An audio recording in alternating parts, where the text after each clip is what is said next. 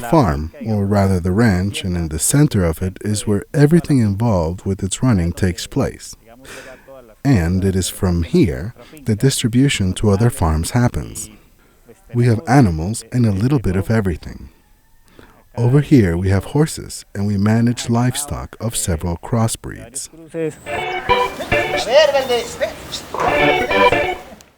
And then there are the sheep. Right now, we are focusing on breeding sheep.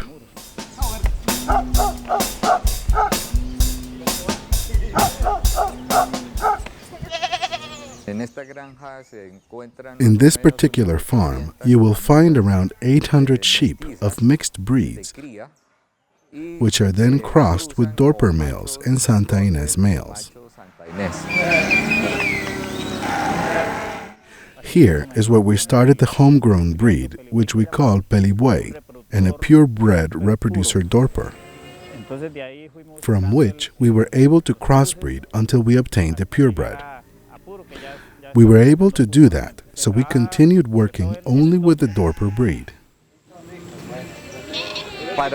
For us, the Dorper is an animal which has given us very good results. We are obtaining weights by weaning that we want, which are more or less between 24 and 28 kilos. The goal is to be able to have the animals reach a little more than 32 to 35 kilos at 4 months. Our goal is to look at the national and international markets. The Antilles market wants animals at 14 kilos, which tells us that we can easily enter this market and obtain the weight we need with a good nutrition plan in 4 months. The female gestation time is 5 months. A resting period of 5 months, so that I think you can say that in a year you will have 2.5 births. This comes to 2.5 new heads a year. Here and in most ranches, you will find some 4,500 heads of cattle.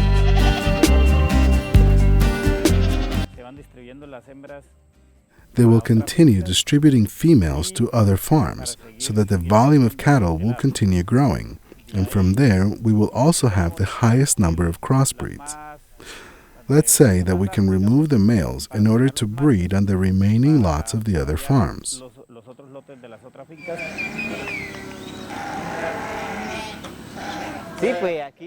It is here that it is important to observe a reproducer of the animals. He will then be sent to other farms to help with the reproduction of animals at other farms.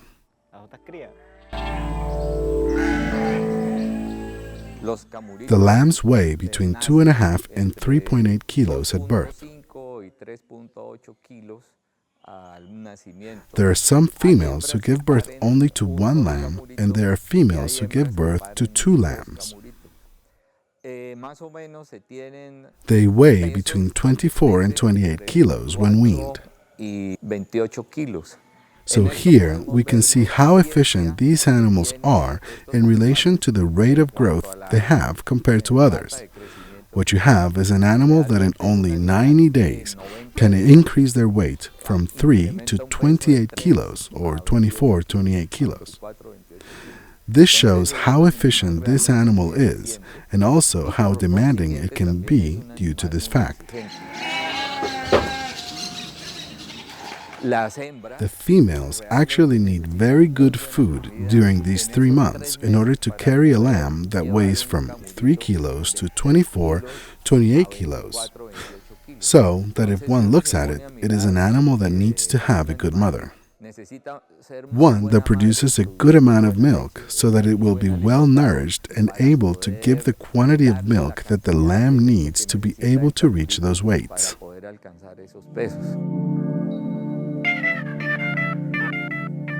So as you can see, it is rather a very compact animal, whose face is black while the rest of the body is white. It is a cross between a Persa with that of an English Dorsa. These are animals that have a lot of good muscular mass and are very precocious. The Santa Ynez is an animal that is a bigger size and taller. The females are good milk producers and whose development is a little slower than the Dorper.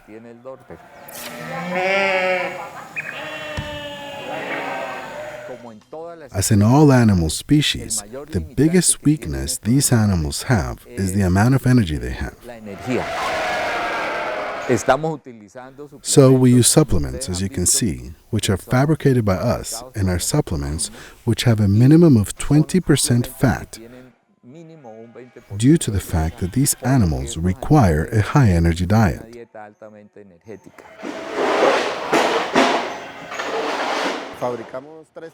We make 3 different products: food number 1, food number 2, and salt. Number 2 is for the sheep and the process of making fat. And this has mogoja, which has a soy-filled cake, including a premix of barley, and also some vitamins called glutathione, which are really good.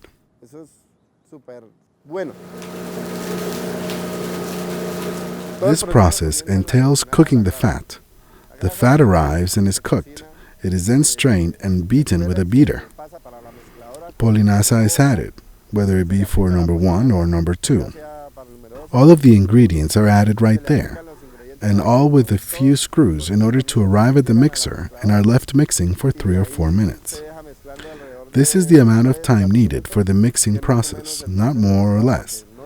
Then the batter is removed and packed. The packaging is done according to the order. If it is 30 kilos, 35 kilos, the product is packed accordingly.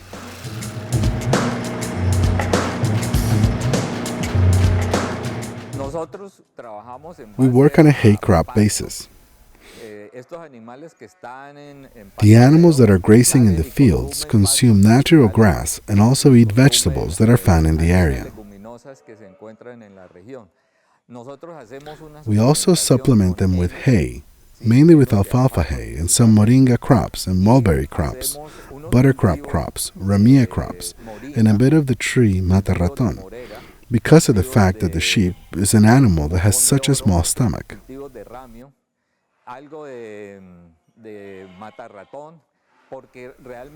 All of the needed nutrients have to fit in this small space so that it is able to reach the desired production level.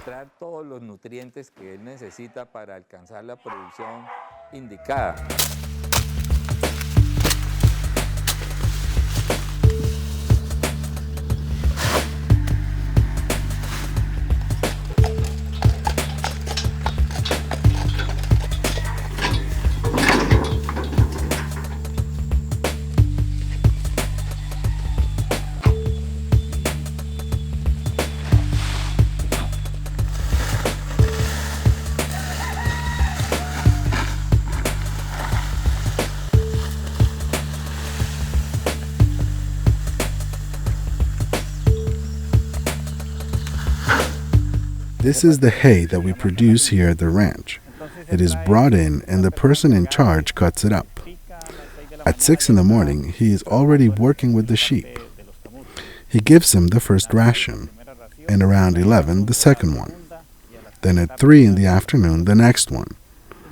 In the middle of the morning, around 10, the animals are taken out to pasture for about 1.5 hours. Then to each lot and no more, because they are not allowed to spend most of the day outside. Actually, short grasses are not the best ones to fill the dietary requirements these animals have, due to the fact that this type of hay does not have a good concentration of energy, which others can have. Other leguminous plants have types such as sorghum fodder and other species of the same type. Besides having a good concentration of protein, which does have an excellent concentration of energy. Now, in reference to the Moringa has more than 24% protein and has 9.3 megajoules of energy. Although it has no commercial value like mata-raton, they are excellent sources of protein and energy.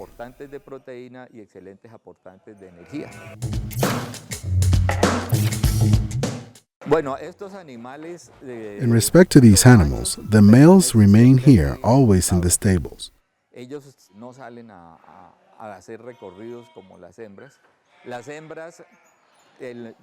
They do not go out and make the rounds like the females, and when the lamb is born, he remains with the mother in the stables during his first 5 days of life.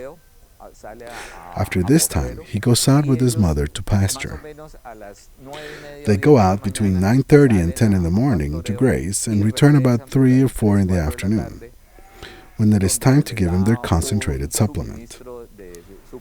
This concentrated supplement has more or less 15% protein and an energy level of 3,200 kilocalories, so that the ewes are able to reach the energy amounts they need, which is what worries us the most.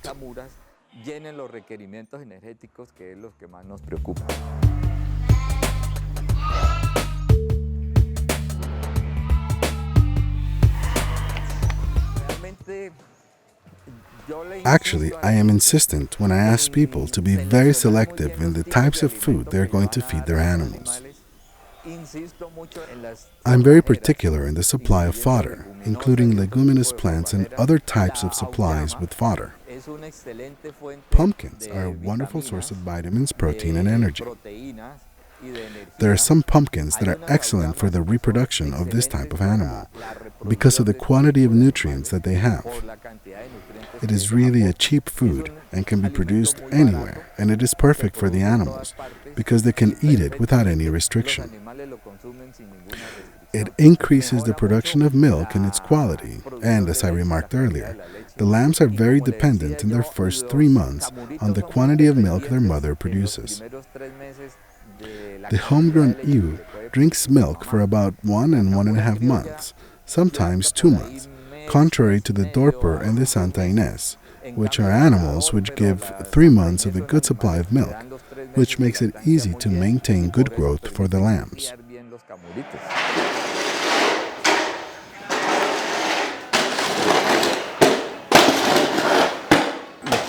The place which should be well maintained is the floor where the sheep are kept. This is to make sure that there is no humidity, because humidity is very hard for them. It affects their horns. And because of this, it is one of the things to be careful of. Another thing to take care of is the water. It is important that the water is kept very clean to prevent the presence of parasites, due to the fact that parasites are another thing that bothers the sheep.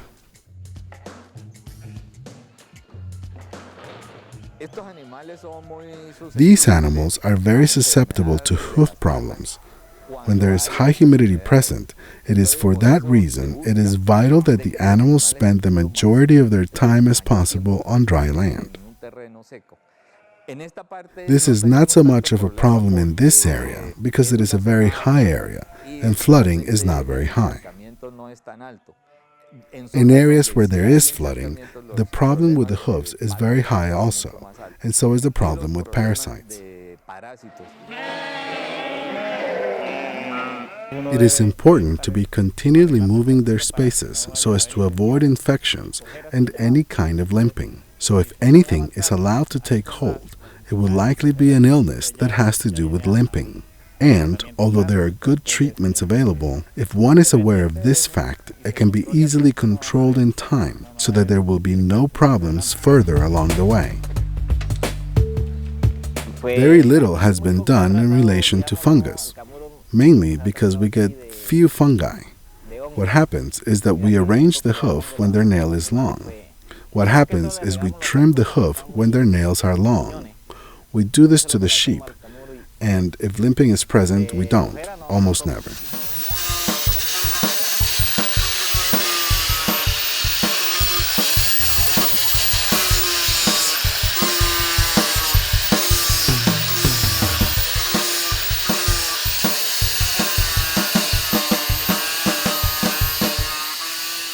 Cleaning begins and disinfectant is applied to each hoof. This is done and left to dry, so as to not allow it to soften or melt the hoof and cause limping to occur.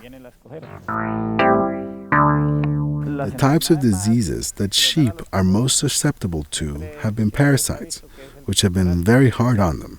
But here, we have found that by purging them every month with different types of... This has been effective because of the variety used to prevent resistance. And at the same time maintaining control. In my opinion, this is one of the most difficult diseases that they get. And by controlling the quality of water, Making sure that it is clean, we will ensure that the infections resulting from dirty water can be avoided. The water needs to be water that can be easily transported, and even though the animals are accustomed to moving about, even covering large distances, these animals should have a very good quality of water, because if they do not, then sanitary problems can and will arise. And we know that the greatest sanitary problems the sheep have are parasites. And the common type is the homuncus. And what this parasite does is suck the blood, which causes strong anemia in the animals. And it is for this reason that we have created and implemented monthly vermification programs, rotating the products to ensure success. We do the vermification monthly, sometimes putting it in the food they eat, and other times giving it to them using some type of oral gun. We begin by making the tire troughs. The first thing people do is turn over the tire and place it at the bottom. Then we start to make the tire troughs, putting another tire at the bottom so that the other tires do not turn over, and so that the animals are not able to get up inside the tires and soil the food.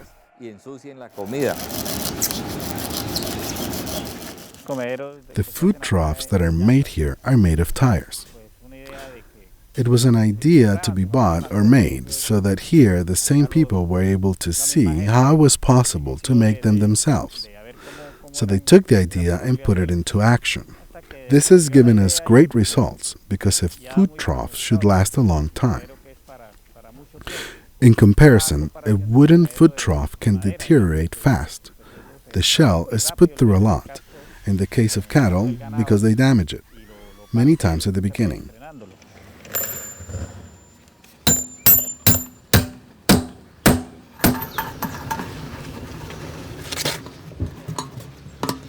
The animals eat very well in the food troughs. They're able to be moved easily. 2 or 3 people are not needed to move it. Only one person is needed. Also, 3 to 20 sheep can eat in one food trough.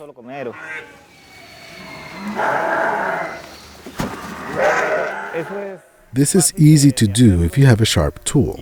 You can cut the tire and hang it there.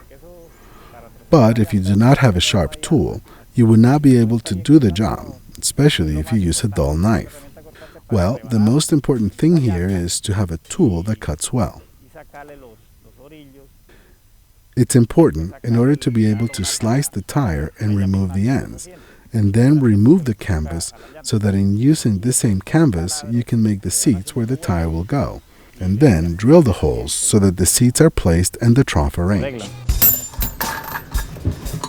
Then, with these eating troughs, it should first be noted that because the tire is a contaminant to the environment, many times it has no use. But in this case, we are taking advantage of something that has to be thrown away. The old tires, which can be used to make food troughs, are important, and which are particularly indestructible because the old tires, which can be used to make food troughs, are very important, and they are practically indestructible because they can last many years without damage. They are also providing a service, whereas they would have been a contaminant to the environment, a breeding place for mosquitoes. And in actuality, the recycled tires we use show how recycling has helped greatly in feeding the animals. Also, depending on the size of the tires, there will be tires for cows, for horses, and for sheep. It will also allow these animals to eat without getting the food dirty, and without allowing the animals to get into the food troughs. This benefits many because it can be placed in the pasture without worrying if it rains, because it will not rot. This is a huge difference from the wooden troughs, which do rot quickly, and in those big ranches with great big stables, including the same big beasts that are tied and thrown about by cowhands. The food trough will not be damaged, and you can change the paddock, the order, and nothing will happen.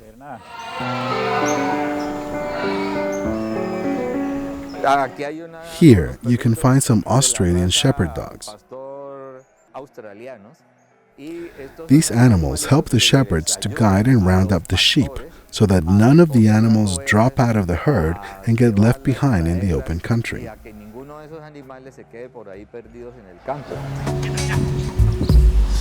They're specialized in this, since it's in their blood that they're able to attach themselves without any training to the sheep and round them up.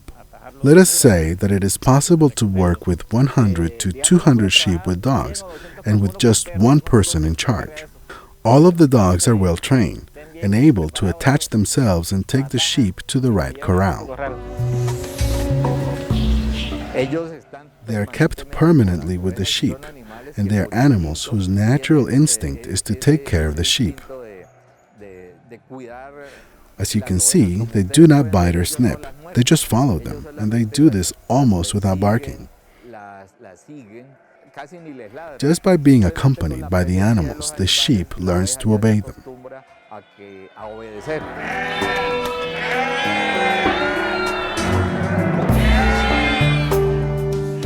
You can find that in farms where there are these types of dogs, it is said that the dog does the work of a farmhand.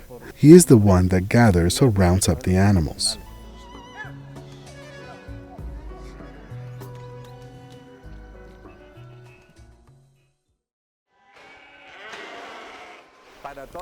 For all the people who have the desire to get involved in this type of endeavor, my advice to them is to first take a course and not to get involved with great quantities of animals without first knowing about how to manage them. Also, how to buy and manage their food, because a lot of times people think that they buy the animals first and afterward they get the food. But it is important to have the matter of food assured so you can begin correctly.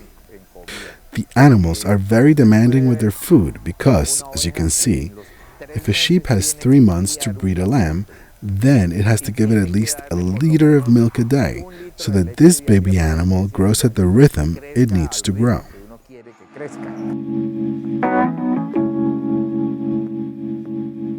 It has not been difficult for me. I have always liked everything connected to sheep, especially the breeding part. It has not been difficult, and I have really enjoyed it. So if a person enjoys this type of work, he will become attached to them and get to really enjoy everything related to his work.